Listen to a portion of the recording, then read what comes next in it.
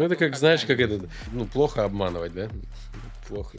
Мне Бали не зашел, я хейтер Бали по пробкам, про все. Я больше люблю природу. И я видел недавно рекламу: купи апартаменты у океана с чистой водой и Чистой водой. пляжем. Глаза притираю, это питон или удав на всю дорогу перел, он огромнейший, ну, то есть я там помещусь точно у него.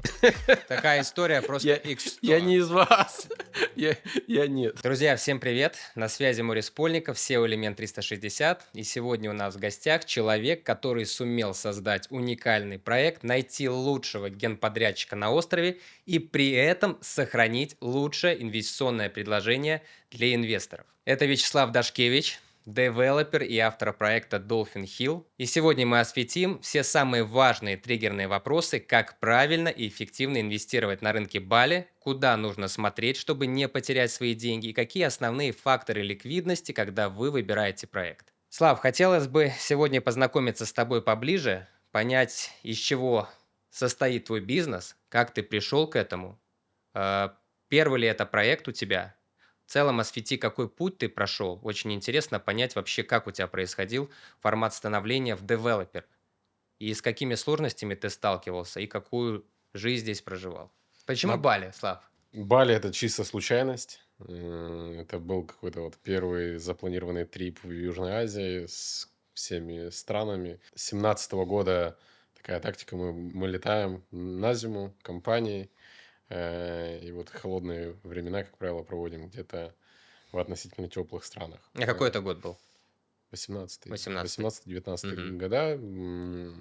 Тут еще до ковида это все было. В период ковида ты здесь находился, да? Да, да. Часть, не весь Мгм. ковид, но больше половины я здесь был.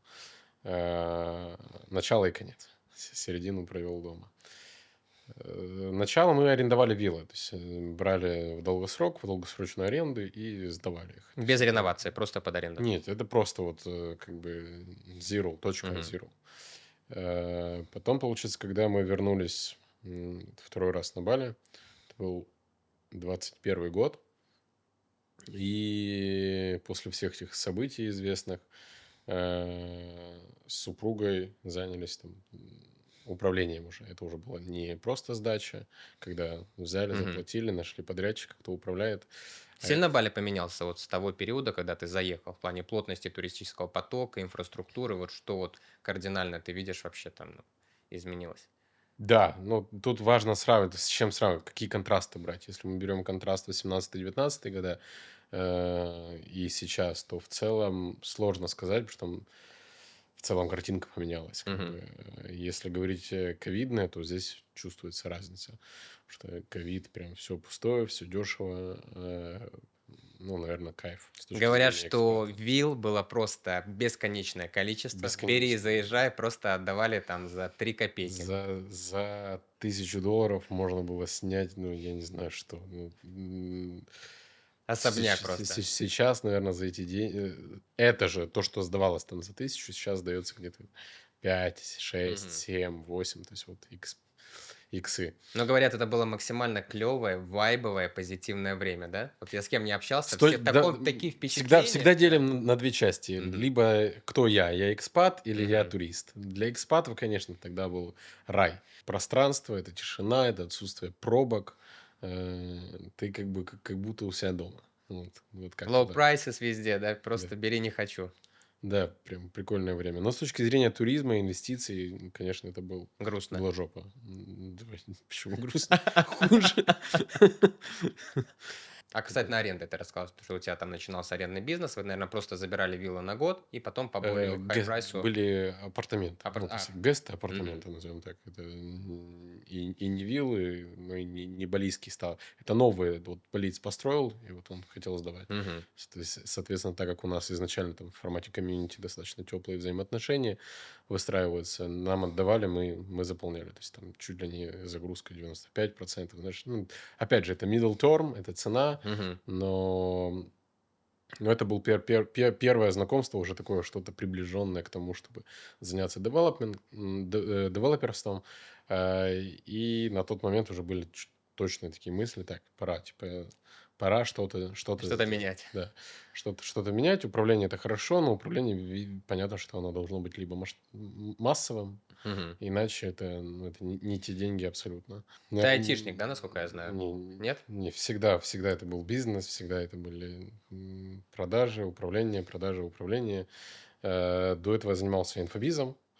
И самое такое достижение, которое было в инфобизе, это выстроенная оргструктура, это руководители департов, под ними руководители отделов, дальше уже работники. 60 плюс человек у нас было, все удаленно, без офиса. И вот эту всю систему мне хотелось сюда перекинуть, на этот бизнес. Потому что, скажем так, если сделать еще несколько, там, 10 шагов Мгм. назад, то в целом, там, начиная с 2019 года, инфобиз немного стал поднапрягать жестко, особенно с этими тенденциями инфлюенсеров, блогеров, с командами в 5 человек и так далее, и так далее. Dolphin Hill это же не первый твой проект, Нет, это правильно? не первый. Вот, соответственно, была цель, как бы не хотелось идти в историю, как достаточно много людей здесь делают, что вот все начинаю и коммерчески там, я не знаю, рисую какой-то проект, неважно, там обосрусь или не обосрусь, главное продать, наклепать денег. А если не получится, то начну сразу второй и третий, и с них уже буду Ну, это перекрывать классика первый. жанра, масштабирование Да, в таком коммерческом формате. не хотелось в это идти, потому что в большей степени, несмотря там на мою любовь к продажам, я больше человек продукта. Для меня важно сохранение вот истоков того, что ты создаешь. То есть, чтобы это не было в формате подстроить под клиента, а наоборот сделать то, что нужно действительно клиенту. Может быть, то, что он не прямо сейчас готов покупать, но продать ему, да, это как бы философия уже продажи идет. Соответственно, цель была что-то сделать более-менее маленькое, в идеале коллаборация с кем-то, кто шарит. Мгм. На тот момент искали, в общем-то, девелоперов, которые готовы были к какой-либо коллаборации. Нашли, девелоперы рассказали, насколько они крутые, сколько они там десятков реноваций сделали и так далее, и Мгм. так далее. Оказалось немного Наоборот. чуть не так. Мгм. Но отчасти это благодаря этому как бы мы достаточно плотно в первые проекты вошли. То есть не просто там деньгами, не просто наблюдателями, а активно, Разбираться пришлось. да, активно занимались всеми процессами. Проект сдали. А М, что это за проект был? Это виллы, апартаменты, что это? Это апартаменты, Мгм. студийные апартаменты, 30 минут от центра Убуда. И УТП там была цена 37 тысяч на 23-24 год. Таких цен не было, поэтому... Скажи, пожалуйста, какие выводы, вот мне интересно, вот исходя из первого проекта, то, что ты прожил, какие выводы ты вообще сделал, ну, когда ты вышел оттуда, там, не знаю, вытер себя пот, Не, ну на самом деле очень хороший опыт был. И у меня нету там, знаешь, какого-то... насадка? Да, осадка никакого нету. Наоборот, прям, ну, все какие-то моменты легкой крови можно было одеться, да, там Не было без... такого, что ты там просто перегревался, сходил с ума, понимал, что это просто жесть какая-то, дичь вообще, зачем я это взял, зачем я это начал, нафиг я Нет, вообще тут всегда, вписался. всегда, наверное, играет, знаешь, как это сказать, вопрос. Там цифры были не те, поэтому цифры более Мгм. привычные, и они не создавали это Ну, напряжение. То понятно. есть, Мгм. соответственно, всегда было понимание, там, ну, в худшем случае будет небольшой минус. Мгм. Ну, это в худшем Ну, случае. понятно. Это на который в целом ну, готов был. Для Поэтому бизнесмена, как всегда, фактор тревоги– это деньги. Как бы, деньги, если ты да. интуитивно понимаешь, что ты либо там в ноль войдешь, либо там небольшой минус, но ты не все просрешь, Да, то да, тут да. как бы можно с этим смириться и прожить эту ситуацию. Были эти нюансы, я не знаю, наверное, много уже видео, просто не хочется каждый раз М, в каждом видео дублировать то, что там вопросы стен, которые самые популярные на Бали, что местные достаточно сложно понимают, как это делать ровно, да, там, и какого-то качества в том числе, как его допиливать, как работать конкретно с местными, которые там тебе говорят, окей, окей, а потом оказывается не окей. Я знаю, что коммуникация идет не только на уровне там государственных согласований, а идет еще есть внутренняя система в формате банжар.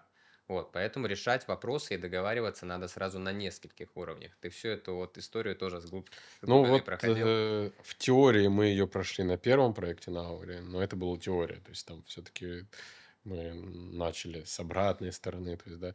Во втором проекте Dolphin изначально там была позиция делать так, как оно должно быть, дабы избежать, как бы, как сказать, максимальное количество очевидных ошибок, которые допускают.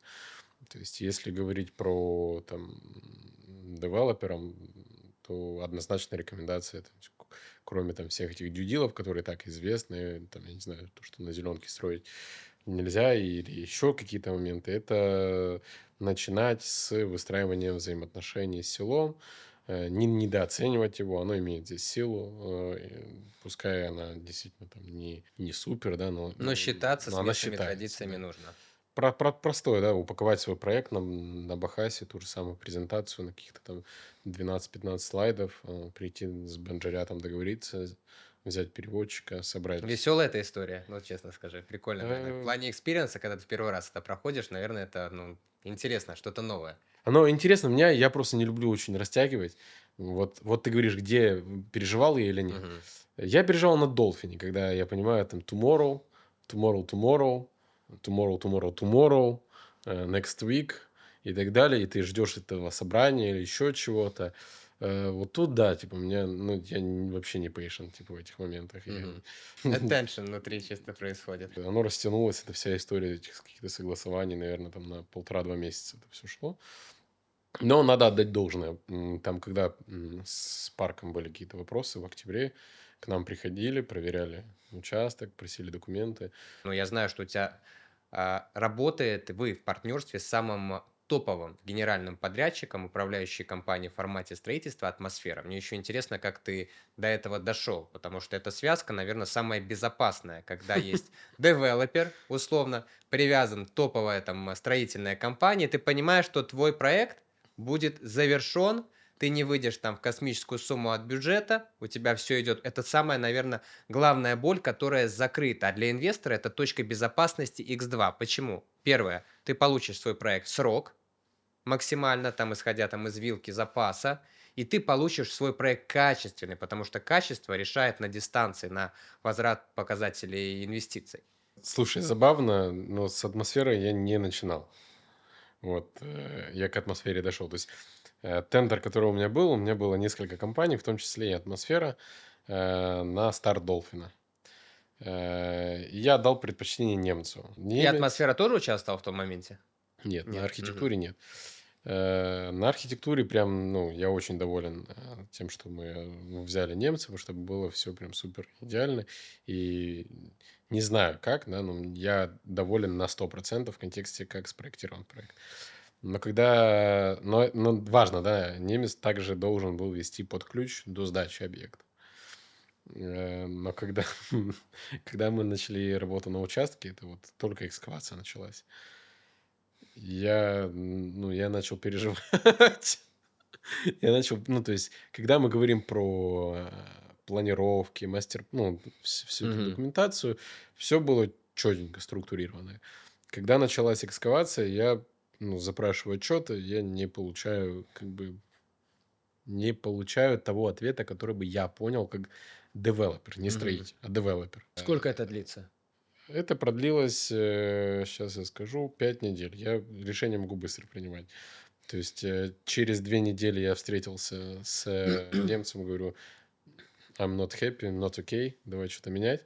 Еще через неделю я не увидел Никаких изменений. изменений. Я возвращаюсь к атмосфере и говорю, ребята, давайте что-то думать. Вот у нас уже все нарисовано, надо только Ты с теперь. Александром сразу познакомился? Нет, Нет? не сразу с Александром. С Александром это тоже отдельная история.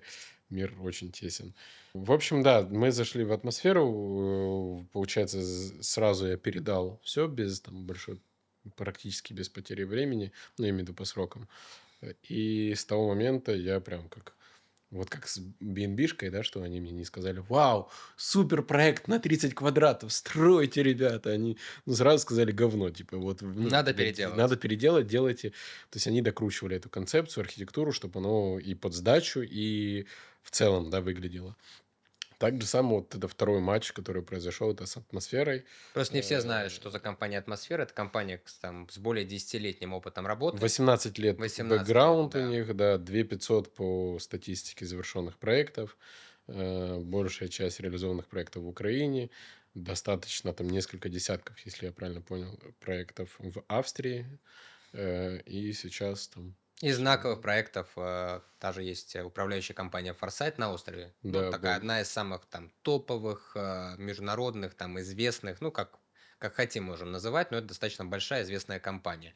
И атмосфера выступает у этой компании как генеральный подрядчик. О чем это говорит? О том, что там одна из топовых управляющих компаний, вероятнее всего, будет выбирать тоже лучших, и у нее там какие-то жесткие требования. Я не знаю, зачем продавать атмосферу, если она продает вот в работе. Знаешь, вот я не, как сказать, я не могу сказать, что B&B Profits классно управляют и сдают. По той причине, что я люблю факты. То есть, но я могу однозначно сказать, что вся дорога, которая пройдена с B&B до сдачи, она вот показывает их подход. То Мгм. есть вот я на уровне там доверия пока доверяю, Ты же что все много хорошо. перепробовал управляющие компании, не Не будем. немного, Нет, у меня немного? же бэкграунд, ну, я сам управлял, да, у нас есть управляющие, с которыми мы на первом объекте поработали, но это небольшой опыт все равно. С атмосферой просто там с первых недель было видно, как они работают, подход. Понятно, что рука на пульсе, постоянно там координации, постоянно митинги. У них изначально, то есть у них на уровне теории все выстроено, структурировано. У них выстроено взаимодействие, коммуникация на понятном, важном языке в плане отчетов, как они это формируют. И с точки зрения там работы с ними м, отметаются буквально там, наверное, за месяц все вопросы, У тебя сомнений есть в хотя бы качестве. базовая тревожность за стройку, или она вообще Н- отсутствует? Нет, у меня только вопрос продажи, то, что в контексте... И то, опять же, не могу сказать спасибо прям откровенно, но там история с парком дала намного больше обращений и интереса к моему объекту, поскольку изначально, да, там вся Мгм. документация была готова, вся история прозрачна. Кстати, почему с атмосферой работаем? Одна из ценностей у меня в контексте Долфина — это прозрачность и открытость. То есть у меня там процентов 85 документов, они без запросов открыты в Google Драйве, чтобы инвестору не надо было что-то там запрашивать, платить какие-то депозиты, а только потом получать. Все документы открыты. Вторая часть у атмосферы, их ценность — это вести, как они называют там, open construction, или как-то Да-да-да. так. Вот. А это моя была еще часть реализации того, что чтобы был там реализован паспорт объекта, чтобы стройка была открыта, чтобы можно было делать фото, видео, фиксации, ну, чтобы это был как бы уровня европейского качества, Мгм. да, там. И всегда можно было показать, там, разобрать что-то, там, отсмотреть, вернуться назад. Это, грубо говоря, база данных, ну, строительства твоего объекта, Да, чтобы у да. тебя было четкое понимание, из чего ты слепил. Если у тебя даже какие-то на дистанции будут вопросы, ты смог работу над ошибками проделать. Это другой уровень подхода ведения бизнеса. Значит, вот, кстати, еще один из примеров. Отстроена, выстроенная правильная оргсхема в Но ты компании. То системный есть, человек, дисциплинированный, тебя сразу зацепила по-любому эта ну, история. потому что все раскидано, все вот как бы у меня там минимум возражений возникало, которые они обрабатывали, потому что большая часть возражений обработана изначально всеми документами, всеми там, не знаю, факами, которые они там подзакидывают в контексте как-то, ну, то есть я не знаю, там вопрос, как будет вестись отчетность, у меня он появился, а я его не задал, потому что уже ответ там лежит у нас в папке. У меня философия была еще далеко до мейнстрима, когда стало теперь модным там делать эти PBG или еще что-то. Я убегал с наших стран по той причине, что мне не нравились эти мутки. То есть мне нравится, когда вот Порядок? порядок, да, Короче, структурировано. ты не этот, не тот, который чисто залетает с парашютом и летит, Не, раскроется или ну, нет. можно сделать вывод, да, насколько, как бы, сколько времени у меня ушло, чтобы вообще заняться этим Мгм. девелопингом. Э, Ну, то есть мой путь, да, там, с чего я начал, первый проект, все согласования, у нас юрист, то есть я не хотел убираться в эту историю. То есть я не гражданин Индонезии. Более того, я не гражданин, я гражданин Украины, но не знаю, да, я все равно пользуюсь там услугами юристов, Мгм. услугами тех, кто может компетентно дать мне ответ, как правильно организовать тот или иной вид деятельности. Соответственно, эту же схему я применила здесь. Придерживаешься тактики тише едешь, дальше будешь. Цена риска слишком высока. Можно допустить, условно, сделать 7-8 правильных шагов из 10. Но среди, там, условно, 8 шагов допустить ошибку, которая поломает всю цепочку правильных действий. Вот мы как раз-таки к этому и подводим. Но отдать должное, поддержку тому же Андре, человек реально сделал для Бали очень много. Он привлек просто сотни миллионов инвестиций, дал кучу рабочих мест. Поэтому искренне желаю, чтобы эта ситуация разрешилась Ра- во благо, потому что, как бы, ну, хотелось бы, чтобы все было хорошо. Так и есть. Поэтому, когда я начинал, то есть у меня была было понимание, как это должно быть, как это сделать. Там, вот вопросы даже приема денег здесь до как-то, до реализации. То есть поэтому, да, у меня там, я не знаю, вы же видели там, как у меня проект упакован в контексте все документы, как они открыты в контексте там даже взаимодействия с агентствами, агентами, с Мы очень сильно потенциальными. обращаем на это внимание, мы поэтому и точечно работаем. Мы не бежим там продавать в масс-маркет. Первое, что делаем, мы собираем список документов, смотрим коммуникацию, обратную связь, как работает застройщик, как отвечает, компетенции менеджеров, это тоже очень важно. Есть базовые вещи, ты условно познакомился, пришел к застройщику, раз, два, три, там условно 10-15, там один-два дня, и ты понимаешь, что из себя представляет застройщик. Потому что косяки, они видны на поверхности, когда ты там каждый день работаешь в рынке. Поэтому в разрезе тебя как бы было видно, что ты, извини за выражение, задрот, в хорошем смысле подходишь все достаточно педантично, глубоко, для тебя важна структура, система, порядок, и ты хочешь как бы в этом направлении, вот в таком формате как бы двигаться и идти. Ну, система, да. Я люблю больше систем. Ну, то есть дисциплина, система больше дает результатов, нежели какие-то импульсивные такие выплески. То есть даже сейчас мы там с тобой за камерой, я давал тебе фидбэк в контексте того, что готовим третий проект. Все, у меня уже там эти регламенты, чек-листы прописаны. Мгм. Просто берешь Ctrl-C, Ctrl-V, да, там, и по этому шаблону уже действуешь. То есть не изобретаешь шестиколесных велосипедов, не думаешь что-то новое, да, там как-то. Знаешь, что еще интересно? Я знаю, что это ваш семейный бизнес с супругой. Это классная история. У меня есть хороший кейс из жизни. Мой близкий друг Дима. Вот, у них тоже семейный бизнес. Это одна из самых крупных компаний по обжарке, по сети кофеин в Беларуси. Я наблюдал становление этого бизнеса. У них достаточно, ну, грамотный отец. Скорее всего, благодаря ему вообще такой успех, потому что по правильной традиции в семье, плюс отец увидел, что там два брата, что как бы важно, чтобы ребята были чем-то заняты, и он подключил в систему всю семью. Мама отвечала на производстве за обжарку, за техническую, один сын возглавлял там условно работу с компаниями B2B, один занимался продвижением маркетинг, ну и отец там, грубо говоря, все это там на начальном этапе руководил. Они выросли просто максимально быстро, масштабировались. Это самая успешная большая компания по обжарке в Беларуси, и насколько я видел, круто происходит коммуникация, когда работает семья, когда можно доверить. Понятно, что все срутся, ругаются, вопросов нету, как бы все люди. Вот. Но сама суть, идея, что ну, семейный бизнес это реально круто. Расскажи, ну как у тебя это Как получается? говоришь про семейный, у меня сразу почему-то ассоциация идет Италия.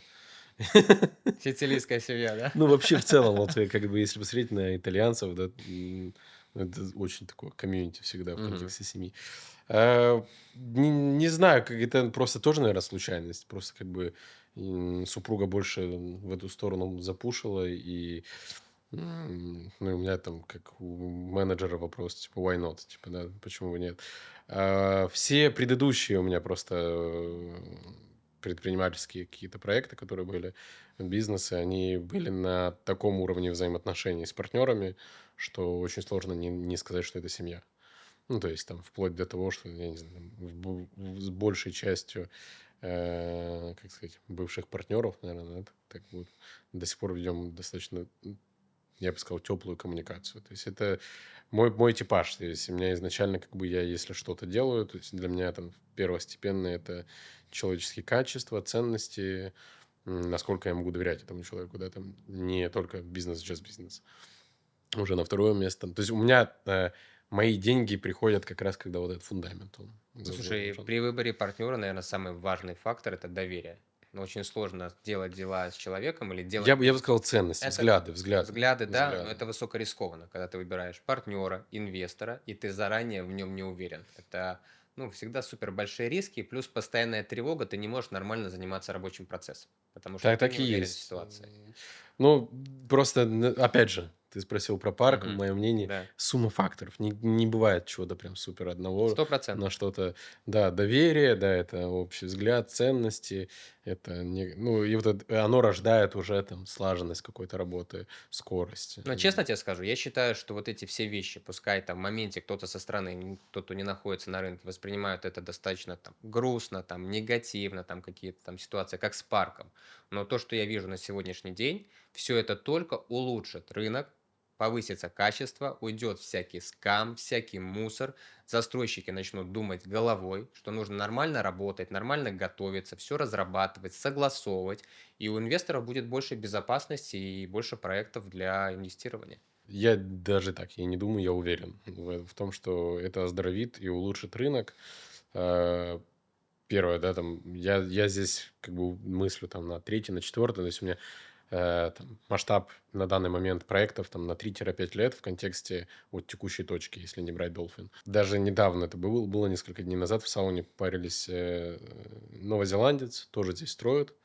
И вот он говорит, что просто я на 1 минуту пример сравнения супер зарегулированного рынка и Бали, Индонезии. То есть, когда здесь сейчас даже если докрутят все, там за полгода-год, все, я имею в виду вот эти моменты, которые сейчас на слуху, там, с документацией, с зеленкой, я не знаю, там, и так далее, и так далее. Он говорит, у себя дома, говорит, чтобы начать строить, говорит, я должен получить вот этот как знаменитый PBG на Бали, Мгм. только это, ну, разрешение на строительство проекта.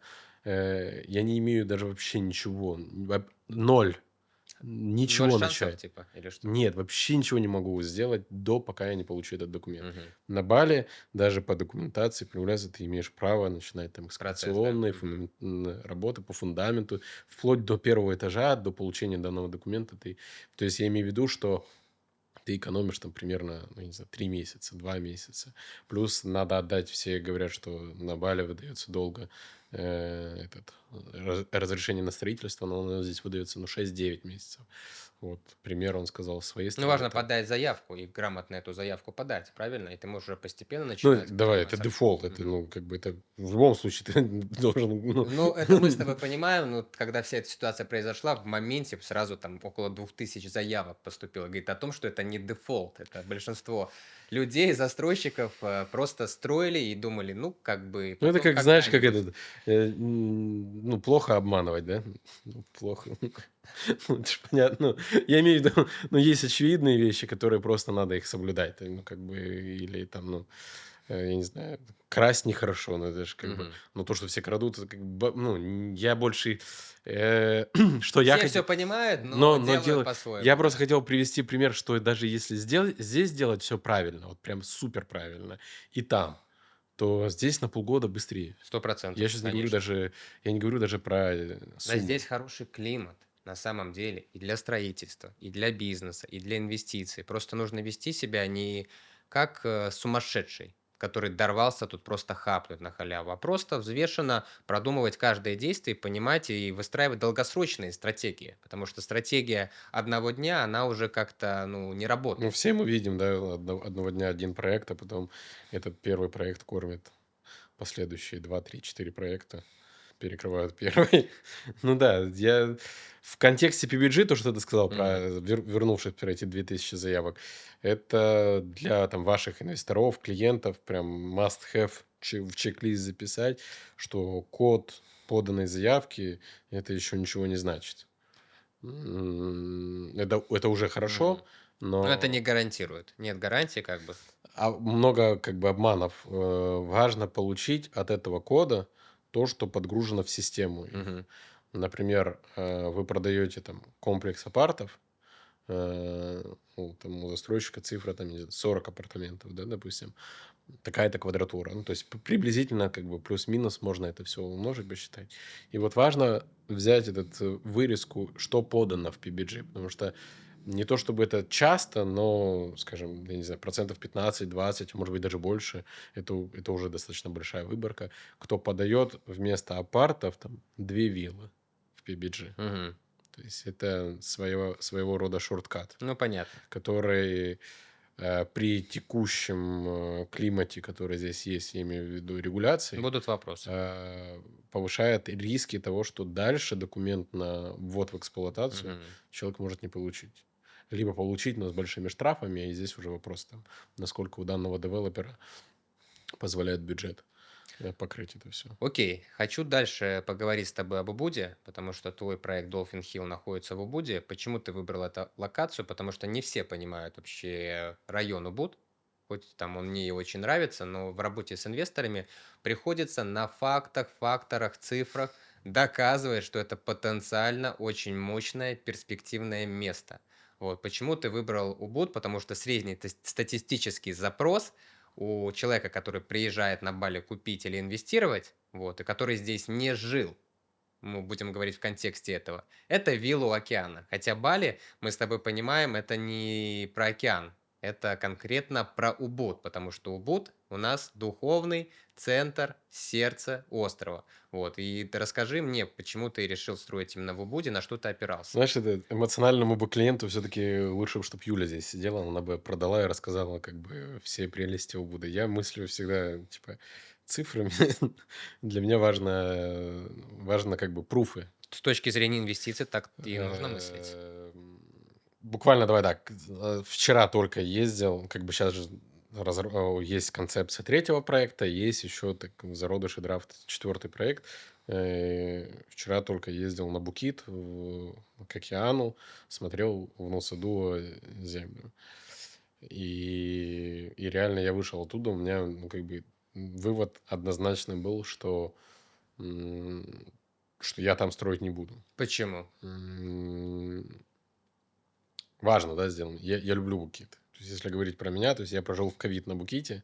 Букит это Унгасан, Улувату, что там, Баланган, Да Бенгин. почему на Садово нет? Там же сейчас все проекты просто как пирожки разбираются. Если говорить о том, что будет там не возле океана, а в 10 минутах, вторая линия где-то, то чаще всего участки не видовые. Есть видовые, есть не видовые, но тем не менее, да, там всегда будет второй вопрос у инвестора или у туриста, давай, конечного, который будет заселяться в твой уже готовый проект, потом выбрать то, что будет в 5 минутах, а 5 минут это где-то минут 10-15 ходьбы. Э, Примерно по той же самой цене. Или твой проект. То есть ты уже начинаешь бодаться. Например, понятно, что девелопер в основном строит апартаменты. Какой-то более профитная история. Конкуренция начинается, да. То есть тебе нужно придумать свое УТП. Почему там твой объект на 10 минут будет круче, в 10 или в 15 минутах от океана будет круче. Дальше это вопрос того, что кроме выбора у туриста еще будет вопрос количества. То есть по моим сейчас я могу, безусловно, как бы ошибаться. Это такая навскидку модель, то, что я посчитал количество проектов, которые сейчас в стройке На Садово. на Буките в А, целом. на Буките в целом. И какое количество? Букит при даже текущей регуляции я делаю реалистичную ставку. Это более 3000 юнитов к концу 26 года. К концу 26-го года. Да. Ну, то есть я же все-таки, то есть ты говоришь там в контексте, у меня есть там, ну, там, не знаю, миссия нашей девелоперской компании, да, что создавать инвестиционно привлекательную. То есть это как один из столпов там, того, что мы должны делать. То Но ты есть у правильно меня подчеркнул уникальность. Если у тебя не видовой участок, не там близ... инвестиционно привлекать, да, вот. Да, да, да. Вот ты связываешь, да, то есть я понимаю, что реализовав уникальность за там X долларов за сотку в год в Нусаду, я могу эту же самую уникальность, например, реализовать за X там, минус 50% или еще больше в Убуде. И уникальность, она и там будет одинаковая, да, зона притяжения. То есть просто не будет в 10 минутах океана, ну, окей. Ну, в данной истории, когда мы сейчас говорим про Букит или Нусаду, 10 минут возле океана – это не главная точка уже будет притяжения, да, этого объекта, поскольку рядом будет столько же проектов, там, я не знаю, 5-10 в радиусе 2 километров, которые будут иметь, там, я не знаю, где-то минусы, где-то плюсы. То есть я больше смотрю с точки зрения того, что там можно построить, чтобы я, мог, безусловно, заработать, и, чтобы я мог отдать инвестору инвестиционный объект, а не жилье, например, да. Мы недавно только смеялись, что прикольно было бы построить что-то под middle term, long term, но в контексте Букита это вообще не ложится история. Она просто не Ну, ложится. понятно, конечно. Как бы Она там не ложится пляжный в отдых в контексте... основном и там серфинг, вся вот эта движуха. Сдать там можно. Вопрос ROI, да? Как бы твой Ну, инвестор, он покупает, чтобы получить деньги. И, вероятнее всего, он там ложит X для того, чтобы понять, что он там, я не знаю, 15, 12, 13% будет получать в год с этого икса. Но если он не получает этих денег, вот с точки зрения middle term, то тогда смысл, да, Ну, он тут надо теряется. смотреть на факты, факторы и цифры, как бы. Ну, цена квадратного метра, за который ты заходишь, посмотреть там проекты, которые вокруг, посмотреть структуру масс-маркет. Мы же с тобой понимаем, что в основном рынок идет масс-маркет.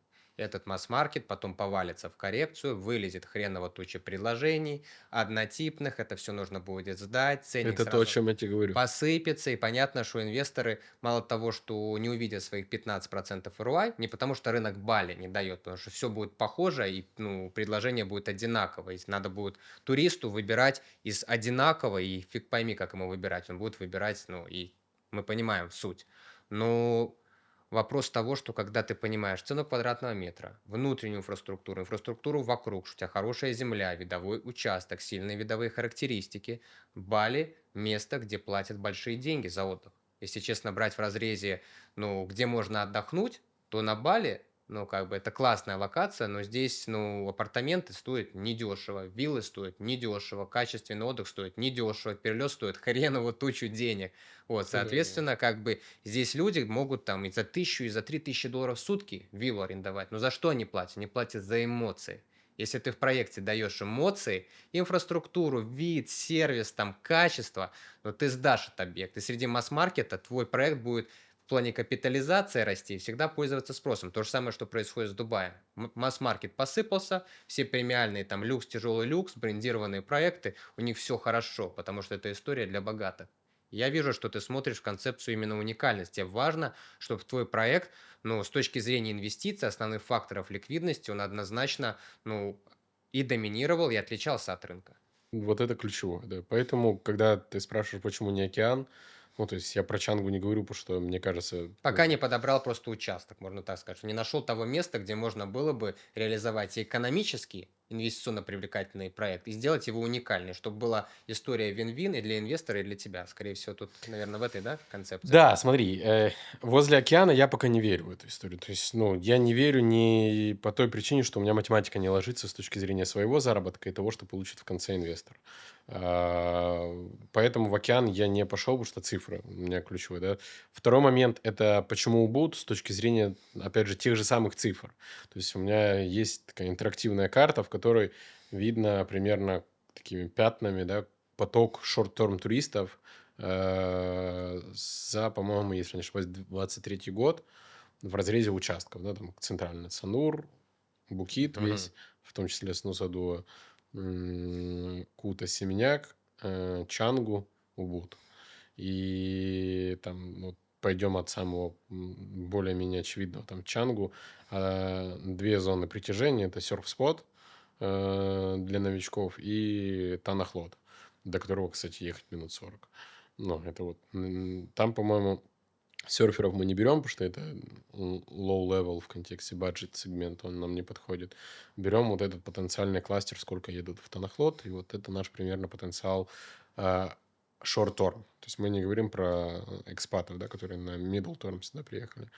То есть за 23 год, по-моему, там что-то было в районе, если не ошибаюсь, 2,9 или 3 миллиона за год туристов посетили этот храм. То есть, когда мы берем Букит, тоже, да, там есть точка, это серферская, которая также привлекает там, более опытных серферов, но в то же время это все равно серферы. Э, Под серферами я подразумеваю это баджет-сегмент. Как правило, их интересует доска, волны, и они менее прихотливы в большей массе, в среднем, к жилью. Остается ГВК-парк и что там, Улувату, да? Ну, как его? Улувату Темпл. Вместе две точки в коэффициенте уникальных что-то там дает 3,7, по-моему. 3,7 или этот. И, безусловно, перехожу к продающей уже части, да. Убуд. Убуд– это только центр, там есть три основных точки. Там, я не знаю, Monkey Forest, Убуд Пэлас и пейзажная аллея, куда приезжают вот эти все туристы. Потом дальше Акрука, окружность Убуда– это Тигалановские рисовые террасы, это водопады, это Сибату Темпл, который в Мгм. скале. Потом мы уезжаем в Кинтамани, С Букита реже едут в Кинтамане, с Чангу тоже, поскольку Убуд такая У меня удобная такая точка. жизненная сейчас история пришла в процессе того, как ты описываешь точки притяжения. Ну, достаточно недавно у меня был клиент с Дубая, ну вот, и он вообще категорически ему какую информацию не дай, ни цифры, ни факт. Он говорит, какой Убуд там, какой Убуд, виллу океана, Бали это океан.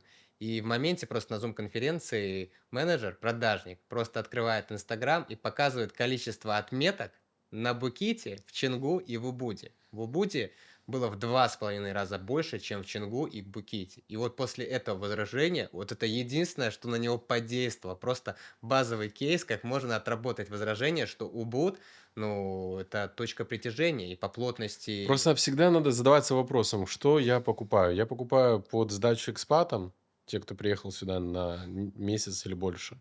Или я сдаю тем, кто в среднем здесь останавливается на 2-4 дня в одной И точке. не путать запрос под инвестиции и то, что ты собираешься жить тут. Потому что многие ищут себе виллу, апартаменты под инвестиции, но смотрят через призму, блядь, я Где буду бы туда жил, себя да. приезжать. Да. Но вот такой смежной схеме и компании, брокеру тяжело работать. И инвестор, он даже не инвестор, он не понимает, что он хочет. Он вроде и жить хочет, и смотрит там, условно, как бы он там в Москве, в Минске, в Киеве где-то себе что-то подбирал. Но тут как бы еще проблема рынка, что люди до конца не понимают глубину инвестиций, фактор туристического запроса, как будет турист, что он будет там делать. Поэтому вот пока что еще вот эта неопытность, неграмотность инвесторов. И как раз-таки это и причина, почему большинство людей обжигается на рынке Да, так и недвижимости. есть. Согласен, 100%. Ну, то есть, не знаю, заканчивая, если необходимо, то все вот эти точки, которые я назвал, если еще там без всяких добавить, то там в районе 7+ миллионов в Мгм. год посещений. Вот просто, ну, я не знаю, для меня Ты как от для цифр для меня для отталкивался. как для инфовиза, да, я понимаю, что из этих 7 миллионов, там, не знаю, какой-то процент бэкпекеров. То есть, если мы делим на портрет целевой аудитории, Мгм. которая посещает, какая-то часть это пенсионеры, которым важно, там, не знаю, прям быть супер в центре, чтобы выйти и пройтись, да, там. Какая-то часть это там СНГшный турист. И вот так ты перебираешь, находишь, да, своего портрета, для кого ты строишь. Вот, вот я на это смотрел. Даже букинг, когда открываешь, видно в контексте там того же Убуда заполняемости. То есть там видно, там, если ты хочешь забукать. Airdna самый доступный, самый популярный, самый простой сервис, который дает выжимку из Airbnb, чтобы просто понять, да, как она загружается, какая цена и сколько я как инвестор могу потенциально получить. То, что ты сказал, это проблема. У меня неоднократно, в том числе, сталкиваюсь с подобным возражением, с агентами, с агентствами, когда общаюсь, вот я хочу, вот у нас запросы только на океан, только на океан. Потому что никто не работает в формате экспертизы. Ну, с клиентом надо работать. Должен быть характер в работе.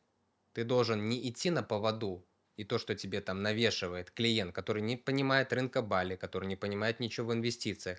Зато потом в конечном результате он-то что-то купит, но он купит говно и будет ходить, как в большинстве случаев, скептически выражаться за международные рынки. Не потому, что рынки не дают заработать, а потому что, первое, брокеры компании работают без характера и без компетенций, а клиенты вместо того, чтобы углубляться и все-таки не проявлять самость, а работать в связке, я изучаю, но и работаю с экспертом и прислушиваюсь, все происходит окей, либо не окей. То, что я для себя просто вывел в контексте, вот ты говоришь про самость, так же самое у девелоперов. Ну, то есть ты говоришь про агентов, Мгм. которые, ну, можно, да, Да, это относится ко всем, грубо как ты выражаться, говоришь, да, да. там агент либо продает то, что просит, и не заморачивается, лишь бы забрать свою комиссию, либо, ну, либо заботится о своей репутации, продает там ликвид, например, по своему мнению. Так же самое у девелоперов. Девелопер либо подстраивается под то, что легче продается, и чаще, я не говорю всегда, но чаще идет в жертву продукту. То есть то, что он строит, там происходит жертва. Либо он становится заложником цены квадратного метра или условий каких-то, и это рождает своего рода, я не знаю, там, Женя Трофименко недавно мне ты был тоже на этом мероприятии, он Мгм. показывал это видео, где он Да-да-да. рукой колонну Мгм. валит, да, вот оно, типа, качество стройки может хромать, либо Б, становится однотипное какое-то жилье, которого много. Хотели сделать что-то там crazy в контексте рынка, и поэтому у нас появились апартаменты там 20 квадратов за 37 тысяч долларов. На 2023 год я лично не помню в абсолютном значении ничего в подобном ценовом сегменте за недвижимость. И вторая цель в Долфине, когда мы проектировали, мы хотели сделать что-то прям middle class, типа хорошее. А Жи- можешь описать с точки зрения инвестиций инвестора уникальность вот твоего проекта? Я-то Вот хорошо сейчас, понимаю, я да-да, хочу как этому до подвести, этого да? типа Ну, в давай, давай. контексте продукта Мгм. сделать что-то за 60-65, но качественное. Соответственно, что такое 60-65? Это примерно, ну, мы считаем, там, в среднем около 30 квадратных метров жилье. Но, опять же, вот, девелопер, да, то, что я себе просто прям каждый раз, это что моя задача и моя главная функция– это организовать работу. Это привлечь фандинг, деньги и организовать правильную работу. А организовать я ее за счет кого могу? Только за счет квалифицированных кадров, то есть специалистов, кто там съел в этом что-то. С нашей концепцией в 30 квадратов я пошел в первую очередь не к агентам, а пошел в самую первую к управляющей компании, которая бы могла забрать этот объект. Ну и спрашивал объективно, вот наш объект, скажите, как вы его будете Мгм. сдавать? Интерес есть или нет? Ну, это просто планировки, Мгм. это без картинок, без ничего. И они мне, это спасибо на правах рекламы BNB Profits, сейчас они Better Place, они мне тогда открывают и показывают количество объектов, которые уже завершено в Чангу, например, Мгм. которые строятся в Чангу, потом в Убуде показали подобное, и говорят, смотрите, ну, типа, 30 вы, скорее всего, продадите намного легче, чем что-то больше, да, там. Но сдавать оно будет, ну, мы не можем. Масс-маркет, Это масс-маркет. да. Это то, чего прям супер очень много. Давайте делать больше. И они мне открывают свою статистику по своим объектам сдачи, и где видно, что там целевой портрет там, 35 плюс, преимущество всегда дает 40 плюс квадратов. И ты Не сделал про умный виллы. шаг Не после про этого, виллы. да? Я сейчас говорю про Мгм. апартаменты, Да-да-да. и не про отель, важно. Но отель мы уже Мгм. сразу подразумеваем, это какая-то Это сетка. как втрое ход конем ты Да. решил сделать. Вот мы и сделали, да, мы уменьшили почти там на процентов, я не помню, 20 плюс количество, Мгм. но увеличили квадратуру. Вот Площадь такие сколько? 50, да, по-моему, средняя? 50 квадратов Да. это однокомнатный, 72 это Но это двухкомнатный. уже прямая доминация над конкурентным предложением, потому что, ну, я тебе с точки зрения там туриста-инвестора скажу, что, ну, в разрезе, когда все предлагают 30, а есть предложение 50, потому что все-таки хочется там закрыть определенный запрос. Я поймал один факап, про который ты стал рассказывать. Ты сказал в контексте того, что когда прикрыли парк, типа стало больше обращений. Ну, с учетом того, что в основном концентрация за счет сильной медийки, прокачанности, там, бизнес-процессов, маркетинга, продукта, все в совокупности, с учетом того, что парк, в принципе, давно зашел на рынок и стал масштабироваться. В основном, как бы, многие инвесторы смотрели в парк, потому что это бренд. Конкуренция еще, вот цена. У Да. парка цена, по-моему, что-то в районе моей цены была, да, где-то. То есть, ну, парк мог себе позволить, опять же, все мы понимаем, за сколько покупаются определенные земли, на которых строить нельзя. Это тоже существенный, это не на масштабе, понятно, что это не вау-цифра, но она дает тоже возможность там, каких-то там 50-100 долларов. К чему я стал говорить, что все инвесторы в большинстве случаев, кто заходили туда, не делали одного, что должен делать каждый инвестор, который приходит на Бали. Они не проверяли землю. Ты понимаешь, какой нонсенс, как работает медийка? И, ну, если грамотно прокачана медийка, бренд, то человек туда заходит как слепой котенок. Его могут завести за большие деньги, выше квадратного метра, стоимости квадратного метра в рынке. Его могут завести там, условно, на зеленую землю. Его могут завести куда хочешь. Но как главный вывод, который сделали люди на сегодняшний день, те, кто там попали в неприятные ситуации, это первое, с чего ты должен начать, помимо там проверить компанию застройщика, учредительный документ, посмотреть, какая земля, сделана ли валидация. Давай, вот ты меня Мгм, лучше задай вопрос, с чего должен начинать инвестор? Это мгм. не вопрос даже какой-то. Зеленый это просто должен быть, ну, как бы, окей. Просто принять как за дефолт, Мгм. что обманывать плохо. Да, там, на зеленый нельзя строить, зеленый не покупаем. Но Я, например, часто вот ко мне прилетает вопрос, какого зона, я говорю, желтая, а как вы будете апартаменты там строить? Ну, Не все понимают смысл желтой а зоны. как? Никак. Не знаю. Мне, ладно, если это прилетает вопрос еще от агента. Или, я не знаю, или от клиента. Это еще окей. Но когда такие вопросы прилетают от девелопера, ну, у меня типа, то есть, знаешь, в чем прикол?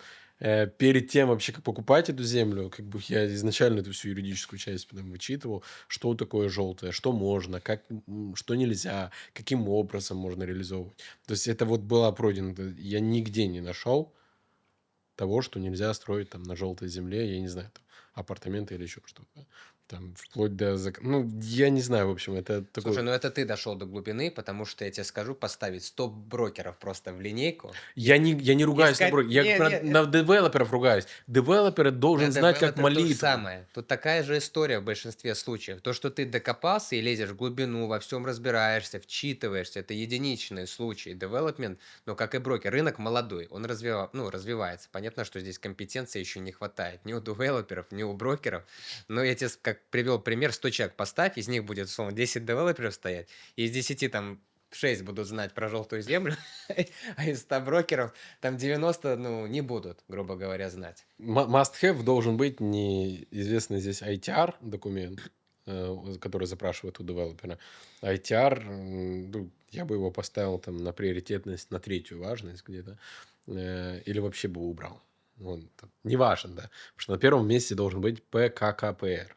То есть это который в due deal, это документ, в который уже включен ITR, в нем есть. И там идет разбивка, да, что, как правило, я как девелопер, если я хочу построить, я не знаю, вот этот вот проект, там на, не знаю, 10 апартаментов, на 30 апартаментов, то я указываю, то есть гипотетически, что я хочу получить такой-то квет деятельности на нашем языке, да, и я, подавая на валидацию, указываю, что я хочу, ну, проверьте, да, завалидируйте, подтвердите, что я Мгм. имею право вести на данном участке вот такое-то это. И приходит валидация. Она либо опровергает это, либо Либо подтверждает. подтверждаю, да. Да. И в том числе, кроме того, что она подтверждает, какой тип бизнеса ты можешь здесь вести на данной земле, она еще дает тебе там вполне исчерпывающую информацию, какой процент может быть застроен, какой не застроен.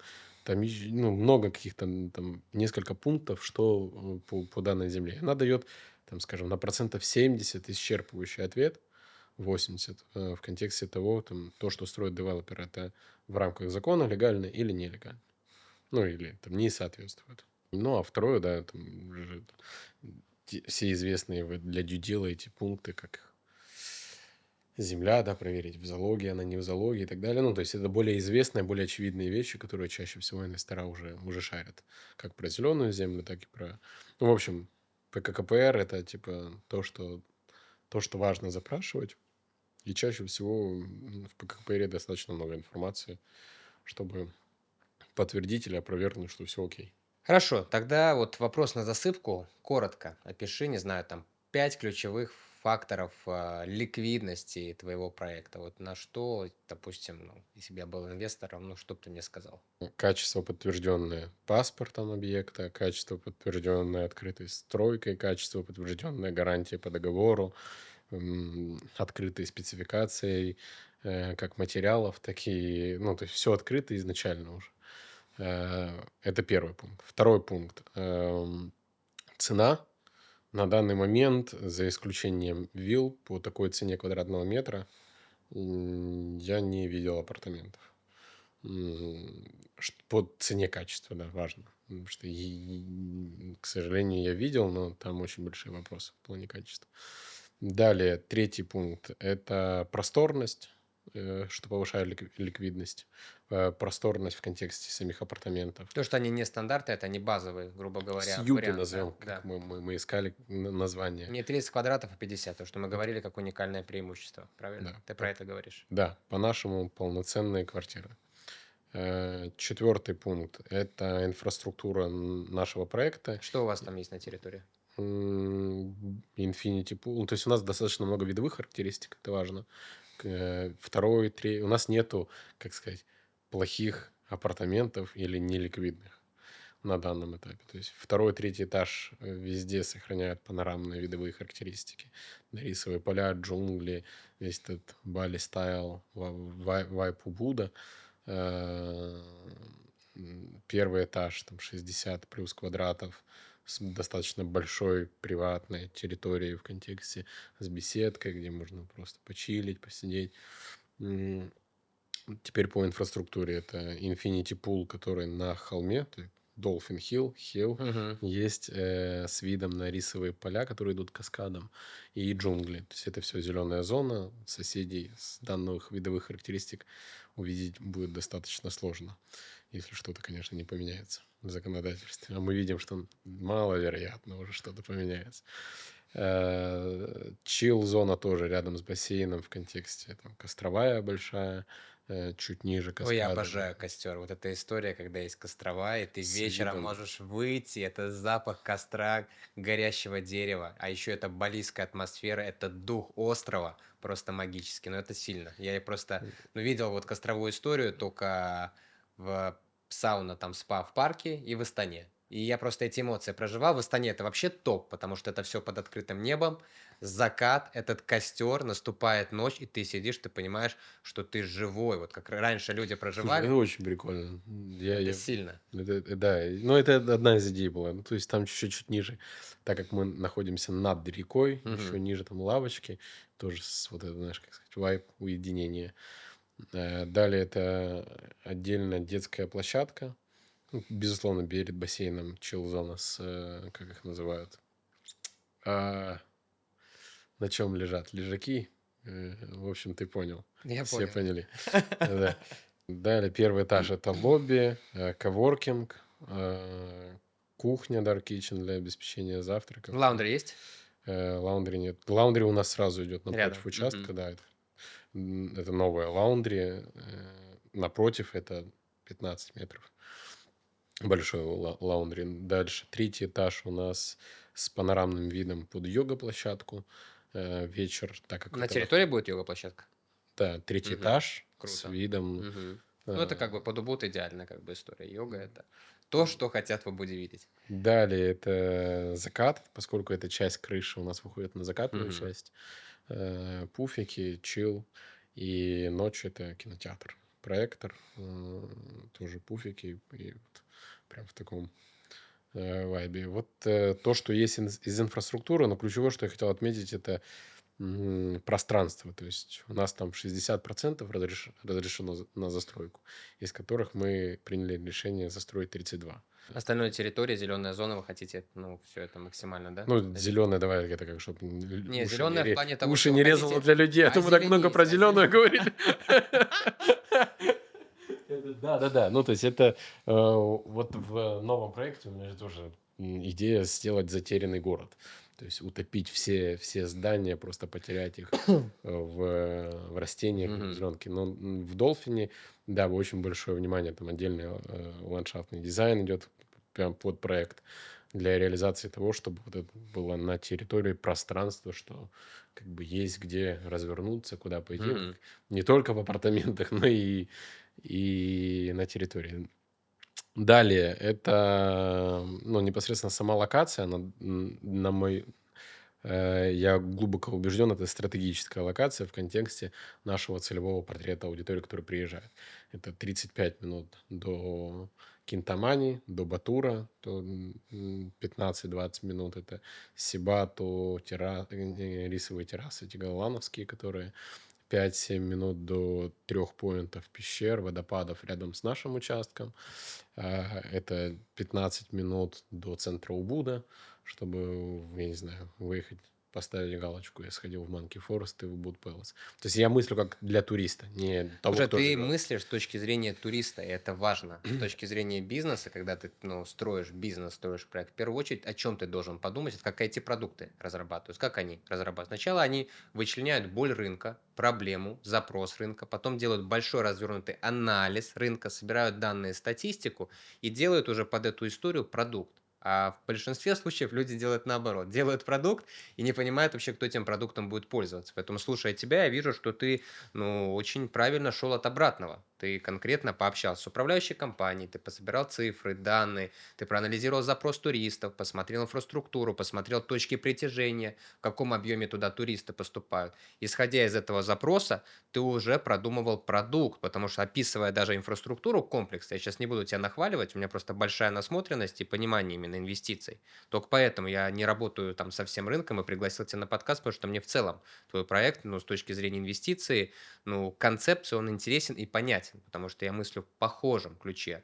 Но инфраструктуру, которую ты описал, ну, я сам захотел там просто потусить, потому что, ну, по факту, для человека, который приезжает в Убуд и едет на вулканы, водопады, мы понимаем, что это за целевая аудитория, но он получит крутые эмоции, ну, помимо вот этих водопадов, вулканов, еще и находясь в таком экспириенс-отеле, где есть костровая, где есть там инфинити-бассейн, кинотеатр, йога, ну, это полноценный отдых. Он еще о Бали еще больше эмоционально потом будет ездить и рассказывать, как ему было круто. И в таком разрезе, если б двигался рынок, ну, Бали б уже давно взорвался вообще просто на части. Поэтому Ну, не хватает каких-то, да, продуктов, которые бы эмоции, вот. закрывали бы это, да. Что должен давать девелопер в конечном продукте? Эмоции, потому что турист приехал в этот продукт, просто охренел, рассказал всем, и Бали прокачалась, и инвестор прокачал. Следующий проект после таких эмоций, ну, любой инвестор зайдет, даже не спрашивая, сколько стоит. И не говоря уже про туриста, который вернется и заплатит, если даже цена за счет спроса подорожает, потому что он испытал там эмоции. Все готовы платить за эмоции.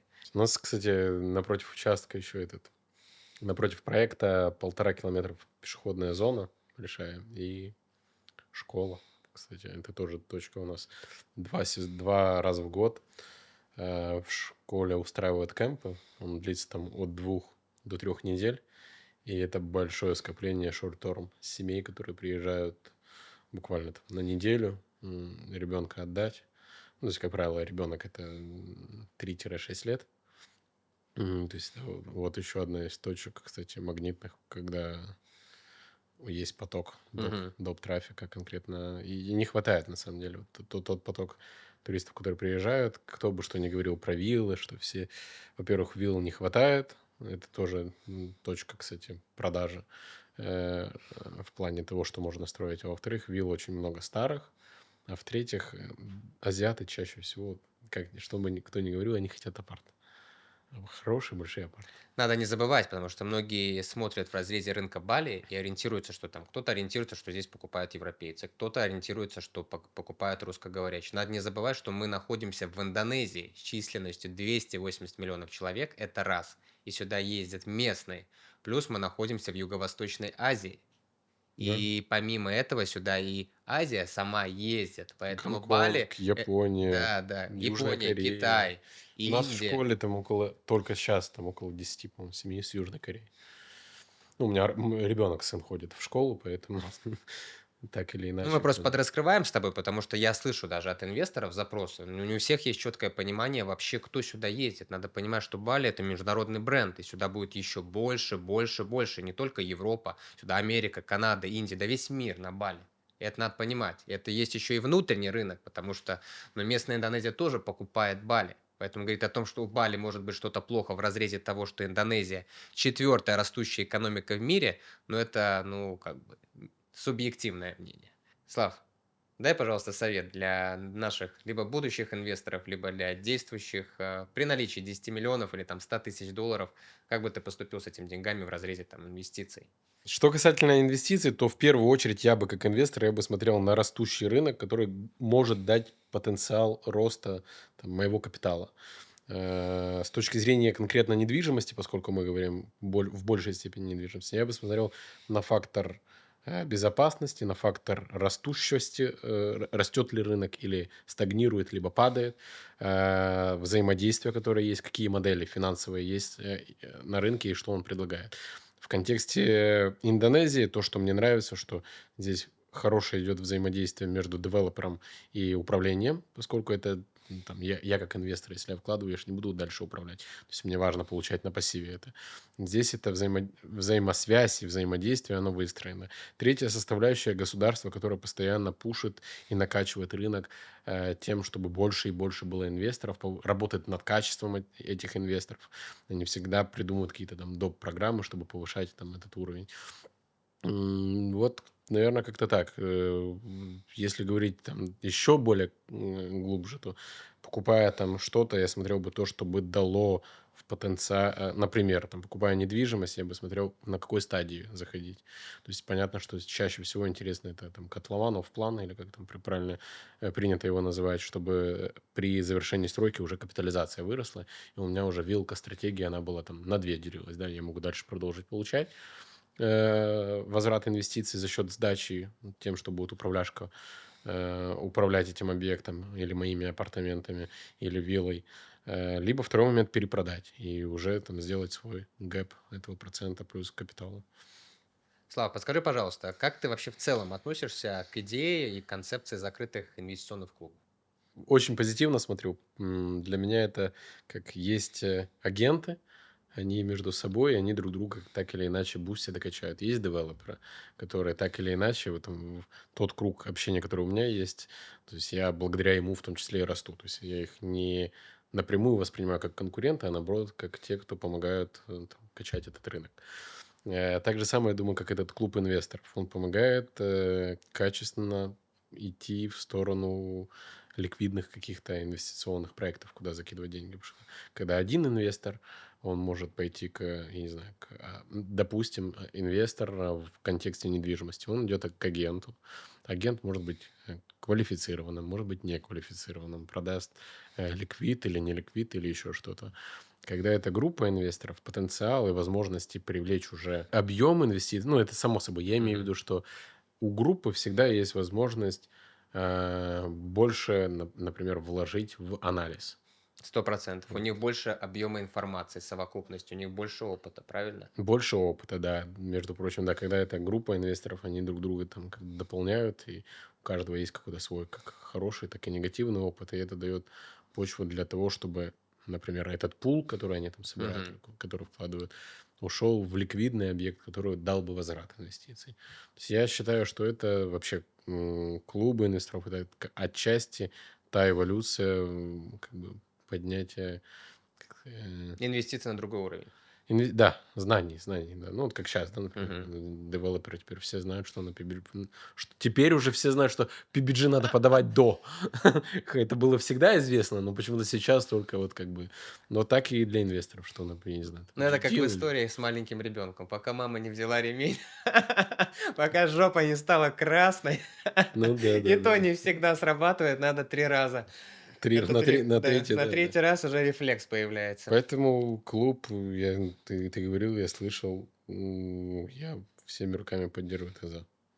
Короче, расскажи просто какие-нибудь жесткие факапы, где ты просто охеревал, ну, по полной программе. И сделай это ярко, эмоционально, не подбирая слов, а просто вот как полилось у сапожника. Ну, вот вопрос у нас был, когда мы там запланировали, что все это будут парты, 30 квадратов, 60К, все супер. А нам приходят, говорят, все говно, давай, Миша, по новой. Это- Вот там было, конечно, ну, типа как, ну, уже все было начерчено, Мгм. давайте перерисовывать, ну, это какое-то, типа, опять время, ну, неприятная история. Вообще, вот если брать за всю историю, я сюда приехал после Тайчика, и в Таиланде я был месяца 3 на Панган, ну, тоже известный остров. Почему-то я не понимаю, почему, но почему-то его все сравнивают с Бали. Хотя это там, я не знаю, ну, это, блин, там нет, ну, это несравнимо. То есть весь Панган, он, наверное, меньше Букита будет по размеру. И мне Бали не зашел, я хейтер Бали по пробкам, про все. Я больше люблю природу, да, там. И отчасти, кстати, вот, когда мы приехали в этот раз, в 21-м, типа, мы поселились в Убуде мы сказали себе, типа, мы на месяц, а пока будем искать жилье на Буките, потому что мы не смогли найти что-то на долгий срок. И вот сегодня, 1 марта 25-го года, 3 года уже, 3 плюс года мы в Убуде, но приехали на месяц. Самый кайф был, это никогда вот эти первые ощущения ты не сможешь воссоздать в любом месте, э, только там, где вот эти были первые. Первый был это Панган, это Южная Азия, это, знаешь, когда ты видишь туриста, который Мгм. только приехал, он смотрит на эти деревья, он просто теряется, потому что картинка, она настолько яркая, Магическая. он не видит. У меня это был Таиланд. Я помню, он, знаешь, по вечерам выезжал на байке покататься, я еду, я смотрю, бревно какое-то перекрывает всю дорогу. Ночь, ну, это темнота, Панган — это не Бали, то есть там я еду, и, может быть, через час приедет еще один байк. То есть я еду сам, джунгли, я подъезжаю ближе, глаза протираю, это питон или удав на всю дорогу перел, он огромнейший, ну, то есть я там помещусь точно у него. Да ладно, Э, прям такой здоровый? Я потом покажу, если надо, вы Мгм. вставите. У меня даже фотография осталась. Он, ну, охренеть какой большой. Но если дорога сколько у нас метров 5, наверное, будет ширина, ну, там больше 5 метров. У него хвост на одной А ты на стороне. байке ехал в это время? Да, да, да. И что ты испытал? Ну, это я первый Было раз. сжатие. Ну, как бы сжатия прям такого нет, но я первый раз в дикой природе увидел такую херотень. Мгм. Вот это, конечно, был кайф. Кайф, я, ну, эмоции запомнил. На Бали весь мой кайф — это ковид. Это ковид, то, что я испытал в ковид здесь. Все пустое, все зеленое, все зарастает, вода чистая. Это все, да, продают, я видел недавно рекламу: купи апартаменты у океана с чистой водой и Чисто. пляжем. Я подумал, это, наверное, Таиланд или что, или это про Турцию, может быть. Какой на Бали чистый океан или чистый пляж? Вы видели? Я нет. Да ладно, а на Буките все окей. Я не Ну, видел риф, такого. да, ну, а там было Чангу, наверное, что-то Не, ну апартаменты у Чингу мы как бы Чангу. Чингушетия вообще Да. не для Ну, там я Бали. просто, вот реклама была в Инстаграме, я просто думаю, ну, какой, ну. Ну, типа, да, у нас только Букиты, что там, и немножко востока, да, у нас с пляжами. Восток — это куда-то километров 60-100 в ту сторону, к Амеду. Там есть что-то, где поплавать. Ну, а так, вот, давай вернемся. Ну, я очень люблю Бали в контексте, когда вот меньше людей или какая-то дичка. Вот я люблю. На данный момент Убуд. Наезжали на тебя, нападали местные. Были ситуации, когда там ограбить пытались, прессануть кто-то, драки, клубы. Вот, знаете, в чем прикол, короче? Я тот хейтер, который часто гонит на Бали в контексте, что здесь херовые дороги, я не знаю, коррупция, грязно, там, что еще, ограбление, воруют, ничего Ты нету. это, к депортации готовишься. У меня ничего не было из этого. Я, ладно, ну, здесь, честно признаюсь, один раз у меня своровали. Есть на Буките этот маяк. Это первый раз за 4 года. То есть вот щас уже у меня 6 лет, а это был тогда, я 4 года уже был на Бали, и я приехал, ну, как бы оставил что то все в багажнике, ушел на закат, возвращаюсь, смотрю, багажник взорван, открываю, там ничего нет. Это был единственный раз, когда у меня что то вообще здесь, стащили. За 6 лет ни разу не воровали, и всего, наверное, меня даже полицаи останавливали раза 2. Вот сколько я. И то поздороваться. Ну, один раз не поздравил. Но я имею в виду, Руку у пожать.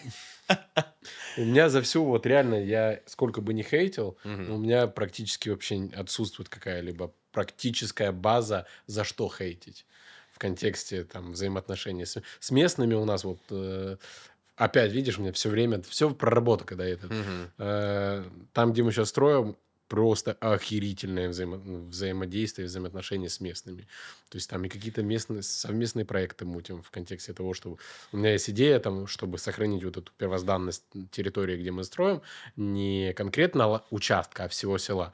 Это провести, так как я с инфобиза, провести воркшоп, так сказать, для местных на Бахасе, и, так сказать, сделать добрый жест, расставить баки по селу, чтобы была сегментация мусора. Ну, то есть на органику, неорганику, и чтобы вот эти каналы, которые у них, и реки с Крисом были почище. Скажи мне, как поменялось твое мышление, потому что я тебе скажу, что, ну, к примеру, там, если брать в разрезе последнего года, там, нахождения на Бали, сколько здесь я там условно нахожусь, но у меня произошла мощная трансформация, переосмысление вообще и себя, и окружающего мира, и бизнеса, и бизнес-процессов. Ну, здесь такая история просто Я, я X100. не из вас.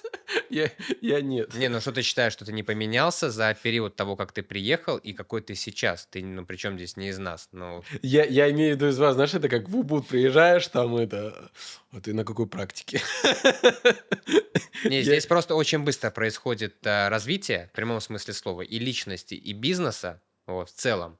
И я просто обратил внимание, что здесь очень классная, благоприятная среда для роста и трансформации. Человек хочет развиваться и готов что-то делать, шевелиться, действовать, двигаться. Вот. То здесь хороший потенциал для того, чтобы реализоваться. Люди, мне кажется, слушай, вот все упирается в людей. Вот, когда здесь пошло уже конкретно про development история, окружение стало расти за счет того, вот, знаешь, о, это прикольный чувак, и это прикольный чувак, а тут они такой продукт делает, а это прикольно. Вот это вот, оно дает мотивацию и что-то делать. Вот мы упоминали про атмосферу сегодня. Ну, то есть там коллектив просто с ними пообщаешься час, и вот все, после этого ты заряжен как на энергетиках. Вот это меняет. Вот взаимодействие. Много очень классных людей. Давай так. Бали — это большой, как бы, как сказать, магнит. Для талантливых людей. Да, да, это вот Творческих, талантливых. творческих, предприимчивых, я не знаю, проактивных. Мгм. Вот это да. Ну что, друзья, сегодня в гостях у нас был Вячеслав Дашкевич. Слав, большое тебе спасибо, что пришел на мой подкаст. Ты же знаешь, хочу отметить, что мы в целом выбираем только ликвидных застройщиков, ликвидные проекты. Мы очень дорожим нашими инвесторами. Мы осознанно думаем, куда вкладывают деньги, как вкладывают, как мы будем выходить. Вот, поэтому еще раз спасибо, что стараешься в таком формате, так глубоко. Вот, приятно было сегодня пообщаться. А для вас, друзья, я надеюсь, что наш подкаст был очень интересный. Мы разобрали ряд интересных вопросов, постарались со Славой на них ответить, чтобы вам стало более понятно в формате инвестиций, ликвидности. Поговорили о проекте Вячеслава Dolphin Hill. Ну и в целом, как бы, ожидайте дальнейших выпусков. Будет много интересной информации. Не забывайте про курс «Инвестиция на Бали», который я специально сделал, чтобы было проще разобраться и понимать рынок, и понимать все риски. А также подписывайтесь на наш блог, на наши социальные сети. Мы готовим очень много интересного, экспертного и не только живого контента только для вас. Всем спасибо, до встречи.